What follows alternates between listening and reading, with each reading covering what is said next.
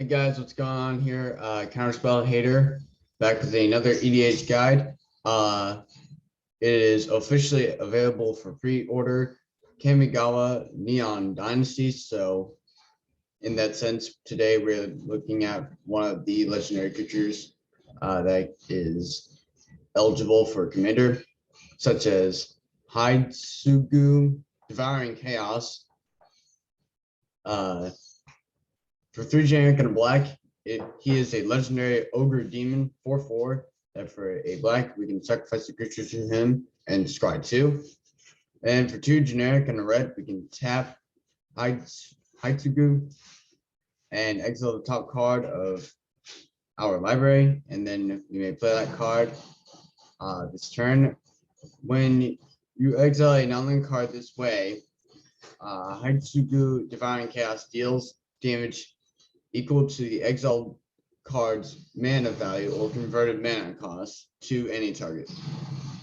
So what we have in here is some damage modifiers, and then some like value. Also, first stuff to reanimate our creatures or make more to sacrifice to our commander here.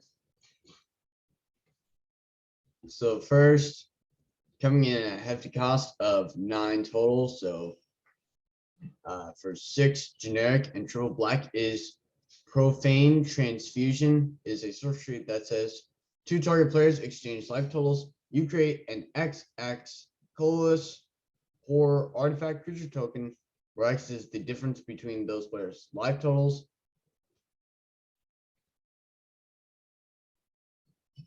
Excuse me. Open the Graves. For 3 generic and double black is an enchantment that says whenever a non-token creature you control dies, you create a 2/2 black zombie creature token. Grave Betrayal.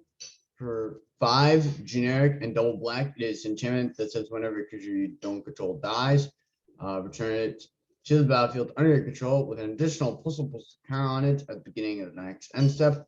And that creature is a black zombie in addition to its other colors and types. Nightmare Shepherd for 2 generic and double black is an enchantment creature demon, flying 4/4. Whenever another non-token creature you control dies, you may exile it. If you do, create a token that's a copy of it, except it's 1/1 and it's a nightmare in addition to its other types. Soul of Innistrad for 4 generic and double black is an avatar with Death Touch 6/6. And then for 3 generic and double black, it can return up to 3 target creature cards from your graveyard to your hand. And for that same cost, it can exile itself from your graveyard to return up to 3 target creature cards from your graveyard to your hand once again. Torgar Famine Incarnate. I guess just to clarify that this is like creatures that can be sacrificed, or make stuff that is to be sacrificed. So Torgar here can be nice and cheap. So I'll explain in a minute. Because for 6 generic and double black, he is a legendary avatar 7/6, who has an additional cost of you sacrificing any number of creatures, and then this spell costs 2 generic less to cast for each creature sacrificed this way. So as additional cost, you have to sacrifice creatures. But when he enters the battlefield, up to 1 target player's life total becomes half their starting life total rounded down. So that's pretty nice. So you can have someone's life total in a given commander from like 40 something to 20. Sheldred, Whispering One for 5 generic and double black. She is a legendary predator with Swamp Walk, 6/6. Beginning of your upkeep, return target creature card from your graveyard to your hand.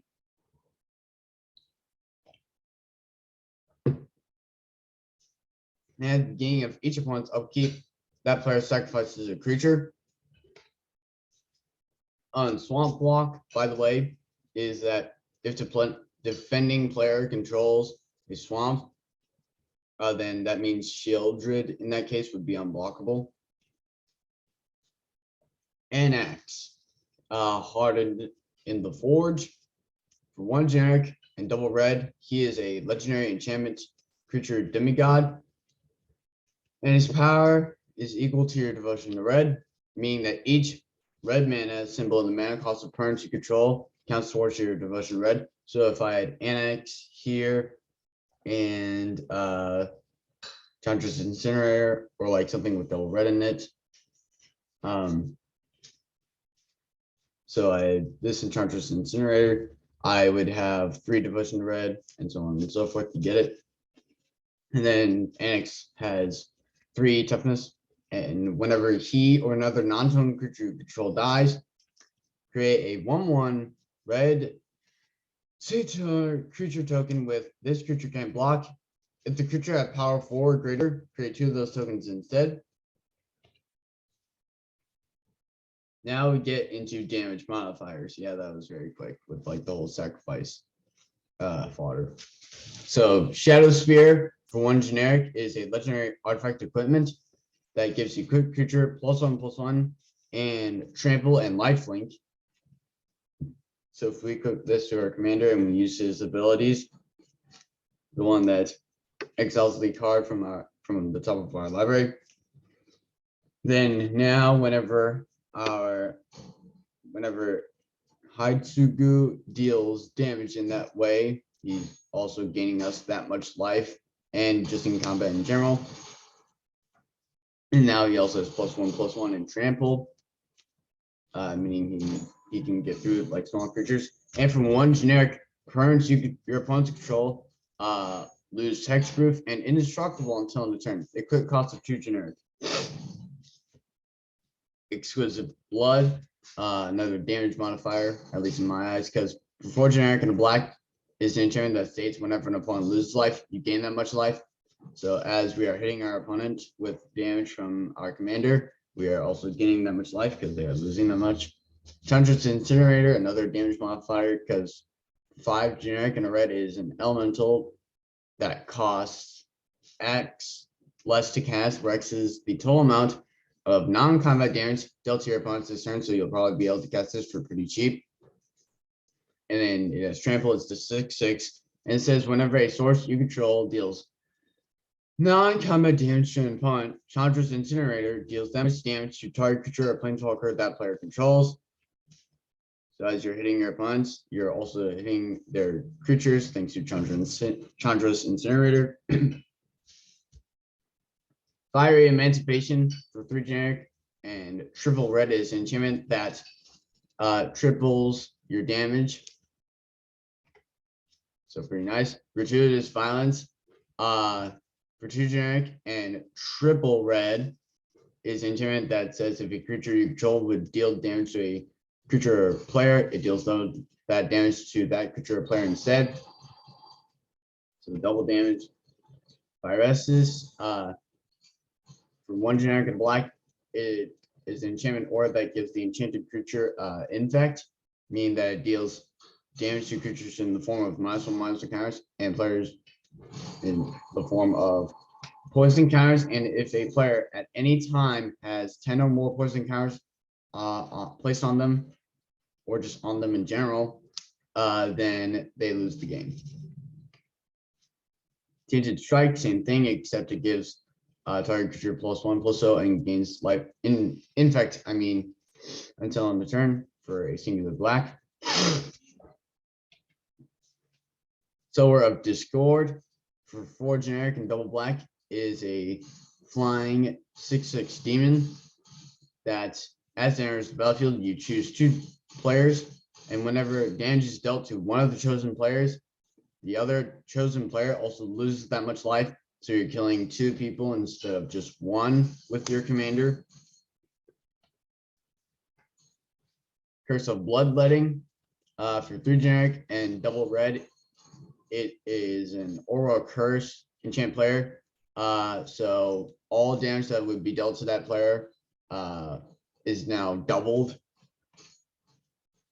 Wound Reflection for 5 generic and a black is an enchantment that states at the end of each turn, each opponent loses life equal to the life he or she lost this turn. And believe it or not, damage causes loss of life. So essentially, this also doubles your damage. Now we get into kind of value for playing our commander the way we do. So Mayhem Devil for 1 generic, a black and a red is a devil 3/3 that says whenever a player, so that's you or your opponent, sacrifices a permanent, Mayhem Devil deals 1 damage to any target. So as we're sacrificing creatures to scry 2, Mayhem Devil is helping us deal damage. Ubrask the Hidden for 3 generic and double red is a legendary predator that gives all creatures we control haste. And it's a 4/4, and creatures your opponent's control enter the battlefield tapped. Prosper Homebound, 2 generic, a black and a red for a legendary Tiefling Warlock with Death Touch. It's a 1/4, or he, I say. Mystic Arcanum. At the beginning of your end step, exile the top card of your library. Until the end of your next turn, you may play that card.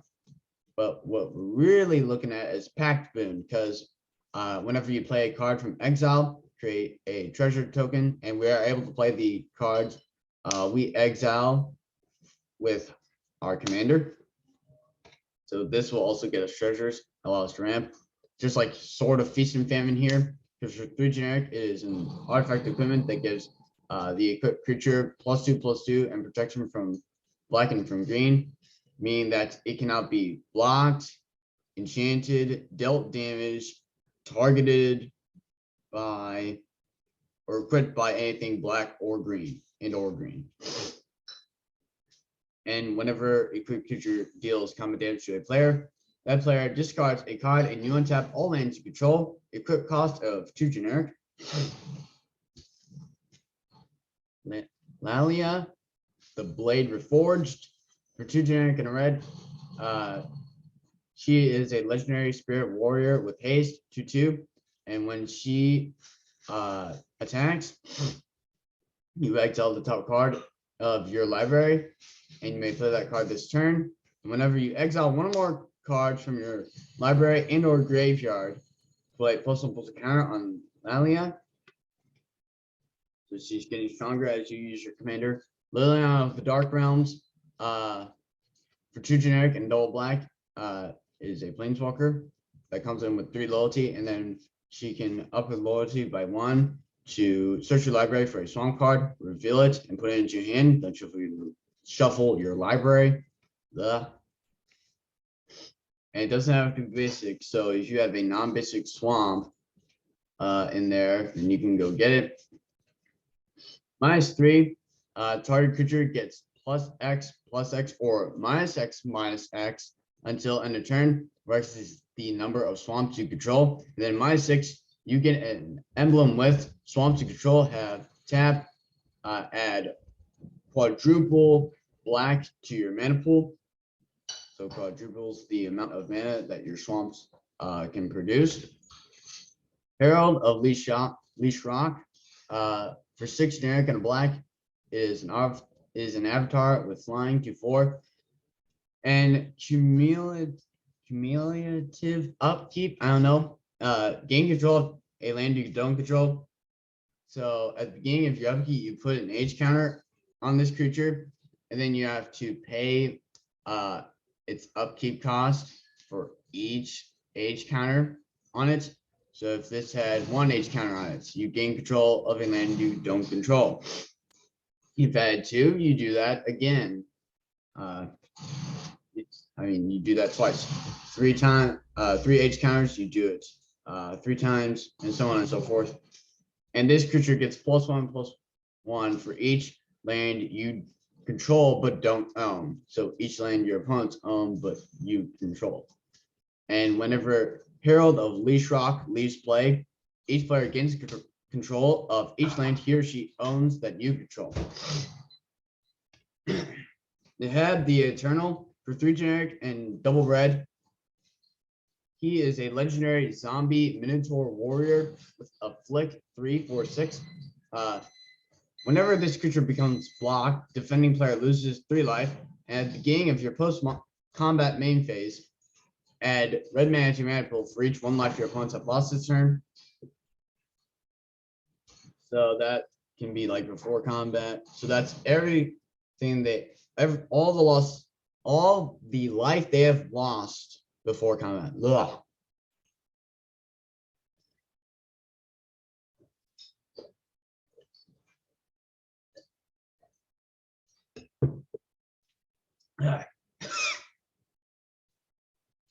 Sorry. So that will help you ramp up a lot. And then we have Rakdos, Lord of Riots, for double black and double red. He is a legendary demon that cannot be cast unless an opponent has lost life this turn. So be sure to point some of that damage that your commander can do towards your opponent's face. Rakdos here also has flying and trampled. He's a 6/6, and it says creature spells you cast cost 1 generic less to cast for each 1 life your opponents have lost this turn. So as you're exiling non-land cards and dealing damage with your commander, Rakdos is causing creature spells you cast to cost more and more less. Less and less, I should say. Avatar of Woe for 6 generic and double black, which, by the way, I'll state, in case any of you are confused, that just because something costs less doesn't mean it's like actual mana cost is affected. Like you pay less, but on the card it still has like a certain cost. Like if this were to cost like double black, just double black, we would cast it for double black, but it would still have a converted mana cost of 8. Anyways, moving on. Avatar of Woe, Avatar, it's a 6/5, and it states that if there are 10 or more creature cards total in all graveyards, so your opponent's graveyards can help contribute to this, and the damage that your commander can deal can target anything. So that is planeswalkers, your opponents, and your opponent's creatures. Avatar, but if there are 10 or more creature cards total in all graveyards, Avatar of Woe here costs 6 generic less to cast or to play, I guess. Avatar of Woe can't be blocked except by artifact creatures and or black creatures. So this was like early day Intimidate. And then she can tap to destroy target creature. It can be regenerated. So pretty nice. Harvester of Souls. So here's something pretty interesting here. Because for 4 generic and double black is a demon with death touch 5/5. And whenever another non-token creature dies, so that's on any side of the battlefield, you, your opponents, you may draw a card. So what you can do is sacrifice a creature you control to Hidestugu and order the triggers to where you get to scry first and then you draw for Harvester of Souls. As long as that creature is also non-token, the one that you're sacrificing. Still though, pretty good. Stalking Vengeance to go along with it, because for 5 generic and double red is an avatar with haste by 5, and whenever another creature you control is put into a graveyard from play, or I guess dies in that case, so like a non-token creature dies, whenever a non-token creature you control dies, it deals damage equal to its power to target player. Obnixilis Unshackled for 4 generic and double black. He is a legendary demon with flying and trample 4/4. And whenever an opponent searches his or her library, that player sacrifices a creature and loses 10 life. And whenever another creature dies, put a +1/+1 counter on Obnixilis Unshackled. So this is getting bigger and bigger as we sacrifice more creatures to our commander. And if an opponent dares to search their library for something, they're going to lose 10 life and a creature.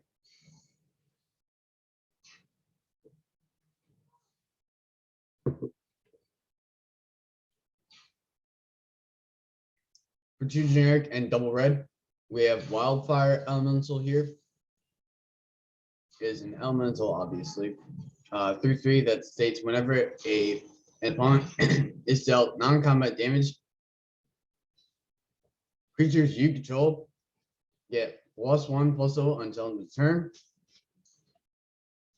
Turns of Spitfire, same thing, except is a 1/3 elemental for 2 generic and red with flying that whenever, and it states whenever an opponent is dealt non-combat damage, it gets +3/+0 until end of turn. Fury-born Hellkite for 4 generic and triple red is a dragon with Bloodthirst 6 and flying 6/6, meaning that if an opponent was dealt damage this turn, this creature enters the battlefield with 6 +1/+1 counters on it. So this could possibly be a 12/12.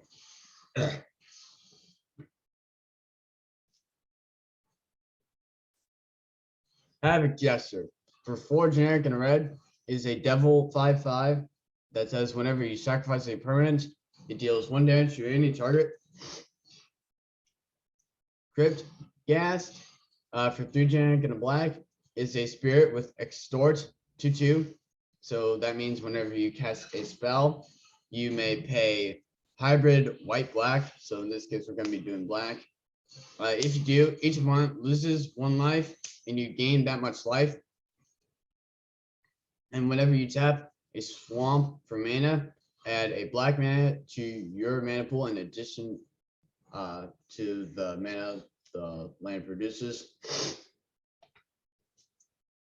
Pitiless Plunderer for 3 generic and a black. He is a human pirate 1/4 that states whenever another creature you control dies, create a colorless treasure artifact token with tap. Sacrifice this artifact, add 1 mana of any color to your mana pool. Wild Magic Sorcerer for 3 generic and a red is an orc shaman, or I guess he is. 4/3 that states the first spell you cast from exile each turn has Cascade. So as we're playing the cards that we exile with Hidestugu, Cascade triggers off. So that means you exile cards from the top of your library until you exile a non-land card that costs less.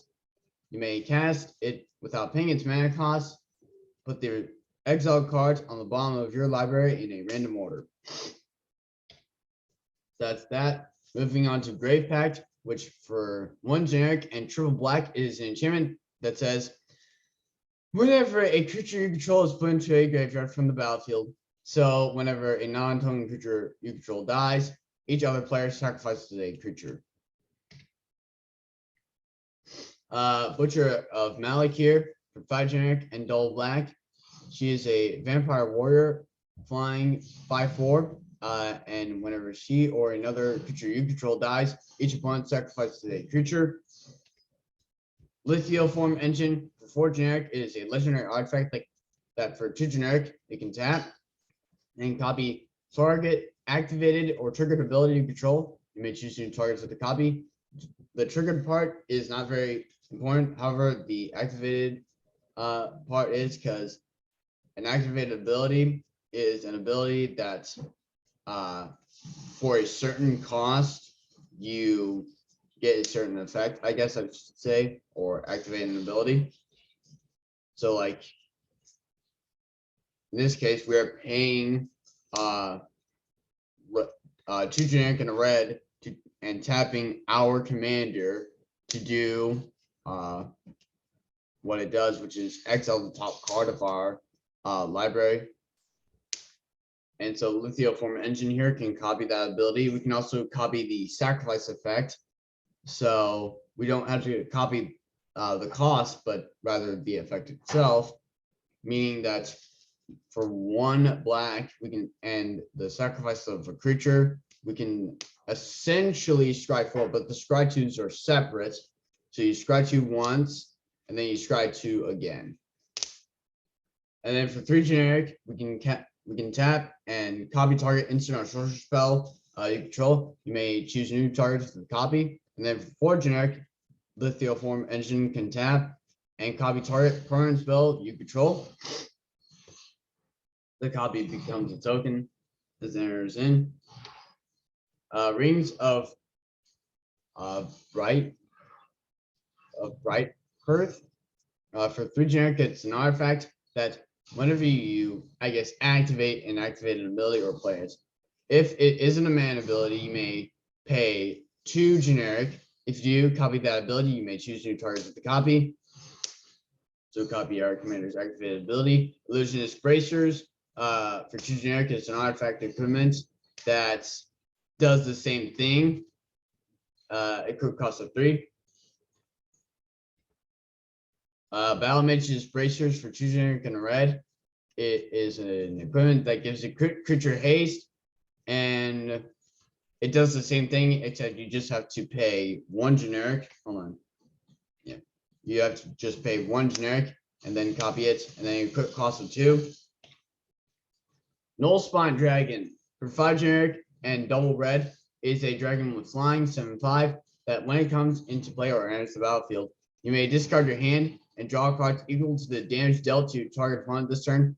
So if you dealt a good amount of damage, you'd like to draw some cards, you can play Null Spine Dragon here and discard your hand and draw cards equal to the amount of damage dealt to target opponent this turn to make sure you select the opponent that you dealt the most damage to this turn.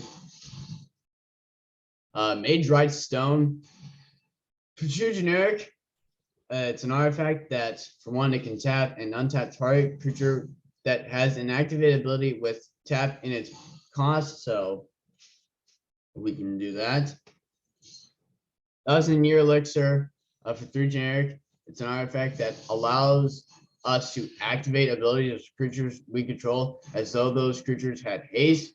And for 1, it can tap to untap target creature. Paradox Engine for 5 generic is a legendary artifact that untaps all non-land permanents we control whenever we cast a spell. Staff of Domination for 3 generic. It's an artifact that for 1, it can untap itself. For 2 generic, it can tap itself to gain us 1 life. For 3 generic, it can tap to untap target creature. For 4 generic, it can tap to tap target creature. Or for 5 generic, it can tap to draw a card. And then we get into our land stuff. So non-basic lands. Spine Rock Knoll is a land with Hideaway. This land enters the battlefield tapped. When it does, loot the top 4 cards of your library. Exile 1 face down, then put the rest on the bottom of your library. It can tap to add a red, or a red, it can tap, and you may play the exile card without paying its mana cost if an opponent was dealt 7 or more damage this turn, which they probably will have been, thanks to our commander. Myriad Landscape. We've already been over this, so probably don't even need to discuss it. And then we have 48. We have our 48 basic lands, so 24 basic swamps, and then our 24 basic mountains. And with all of that, the end of this commander guide going over Hidestugu, Devouring Chaos. I hope you enjoyed this video. Make sure you like and subscribe for more of this sort of content. I may actually be playing Magic the Gathering Arena tomorrow if they have Kamigawa Neon Dynasty available. So tune in for that, quite possibly. If not, just keep on tuning in general. Keep that view count going up on that Charterfang Commander guide. It's already up to 32 views, and I want to keep it going that way. Make sure you hit the notification bell, that way you don't miss another one of these videos. And share all these videos with others, including this one. Guys, we're up to 9 subscribers. We just need 1 more, and then it's 10. And then I can do the 10 sub special of sorts for all of you guys. Thank you to those who have subscribed to me. And for those who are viewing my videos, I will see you next time.